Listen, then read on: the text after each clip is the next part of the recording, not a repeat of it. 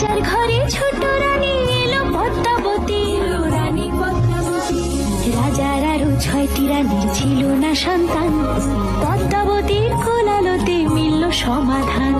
বছর যেতে জন্ম নিল 7 ছেলে 1 মেয়ে, হয় খুশির আকাশ হঠাৎ কালো মেঘে গেল ছেয়ে।